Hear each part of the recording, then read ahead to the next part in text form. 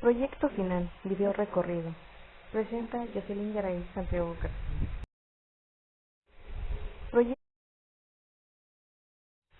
Bueno, comenzamos con una breve introducción. El diagnóstico pedagógico es un proceso sistemático para entender la situación de un estudiante o un grupo y poder mejorarlo. Para ello se siguen varios pasos que son clave para garantizar la efectividad de las intervenciones educativas. Así se ve la forma de cuál y cómo se van a aplicar. Para esto tenemos en consideración la delimitación conceptual y terminológica, la elaboración de diagnóstico, análisis y valoración de la información, los instrumentos de recopilación, evaluación y medición, y el informe de programa de atención. Bueno, para esto hay que tener en consideración que no solamente se presenta un informe preciso al final, sino que se van haciendo mejorías conforme se vaya adaptando a las necesidades de los alumnos o el grupo.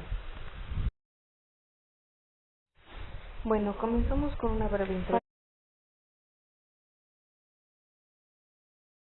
Bueno, iniciamos con en qué consiste la delimitación conceptual y la terminológica. Bueno, esta es la etapa inicial, es muy importante para establecer un marco de referencia claro. La delimitación conceptual implica en definir con precisión los conceptos claves que se van a estudiar. Por ejemplo, si se va a diagnosticar el bajo rendimiento académico, se debe de definir qué se entiende por bajo rendimiento, que son variables que componen calificaciones, participación, hábitos de estudio, etcétera, y cómo se interrelacionan. Por otro lado, la delimitación terminológica consiste en estandarizar el lenguaje utilizado, asegurando que todos los términos empleados en el diagnóstico se entiendan de la misma manera para evitar ambigüedades, que haya muchas confusiones o se tenga un mal diagnóstico. Bueno, iniciamos.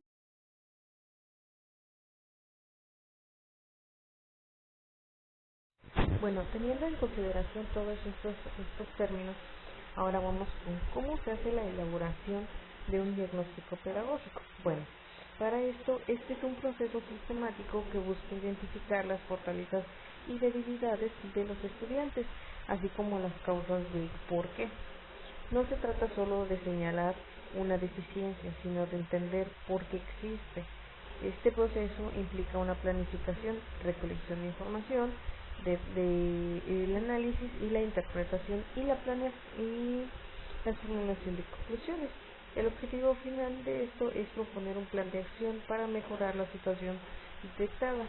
¿Por qué? Porque si se hace mal este diagnóstico, se puede, al contrario, en vez de ser beneficioso, puede afectar al alumno o al estudiante. ¿Por qué? Porque se crean controversias de qué pasa. Bueno, para esto tenemos el análisis y la valoración de la información. El análisis de la información es ese proceso de organizar, clasificar e interpretar los datos recolectados. Esto se puede usar de diferentes métodos, ya sea cualitativo cualitativo, que es el análisis de entrevistas, observaciones, y cuantitativos, que es en el análisis estadístico, en cuestionarios o pruebas. El objetivo de es encontrar patrones y relaciones significativas. La valoración de la información va más allá del análisis, que implica emitir un juicio de valor sobre los datos.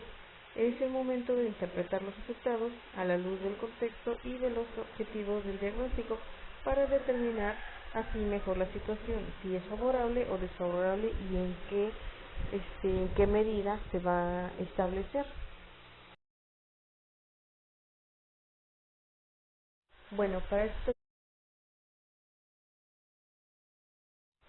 Bueno, como lo mencionamos ya anteriormente, los instrumentos de recopilación, evaluación y medición son para obtener información precisa que se utilizan de diferentes herramientas. Los instrumentos de recopilación de información son las herramientas que se permiten reunir datos, y estos pueden ser de diferentes tipos. Puede ser entrevistas, cuestionarios, observaciones directas, que son con el fin de registrar comportamientos y dinámicas en un ambiente, que son muy importantes. ¿Por qué? Porque no es lo mismo poner un cuestionario, porque no estás observando directamente cómo es que se comporta el alumno, para buscar cuáles son sus debilidades. Por ejemplo, si es un alumno que se distrae mucho, si le cuesta captar mucho la atención, o si solamente se le dificulta aprender por esas razones. También pueden ser grupos locales, instrumentos de evaluación y medición, pruebas estandarizadas y rúbricas para evaluar el desempeño de criterios específicos, y las listas de cotejo para verificar la presencia o la ausencia del comportamiento o habilidad. Bueno, ahora vamos con los componentes del informe de la investigación pedagógica. Bueno, el diagnóstico culmina con un informe que es un documento estructurado que presenta los hallazgos y las recomendaciones. En estos los componentes claves de un informe de investigación pedagógica suelen ser los de la introducción, donde se presenta el problema y los objetivos del diagnóstico, el marco teórico que define los conceptos y las teorías que sustentan el estudio, la metodología que describe los instrumentos y los procedimientos utilizados para la recolección de datos, el análisis y resultados que presentan la información analizada de manera clara, a menudo con tablas o gráficos, y las conclusiones y recomendaciones que sintetizan los hallazgos principales y proponen un programa de atención detallado en específico.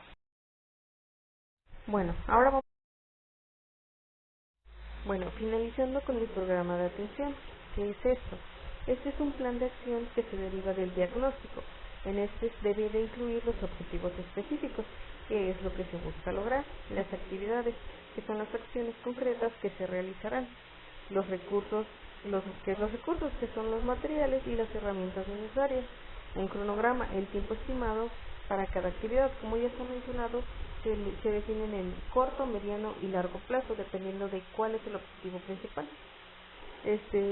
Vamos con la evaluación, que es cómo se medirá el éxito del programa. Este proceso garantiza que cualquier intervención educativa se basa en evidencia sólida, aumentando así su probabilidad de éxito. ¿Por qué? Porque si se tiene que llevar un control y un manejo de información correcta, porque como ya se menciona, si no se toman con claridad los objetivos, que es la base fundamental, no se va a poder llegar a una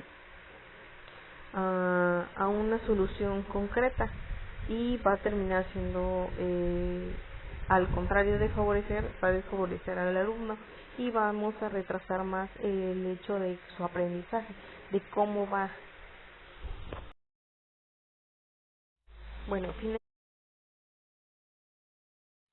Y como conclusión tenemos que la delimitación conceptual es mucho más que un ejercicio académico, es una brújula que orienta toda nuestra travesía por el complejo del universo de la investigación pedagógica.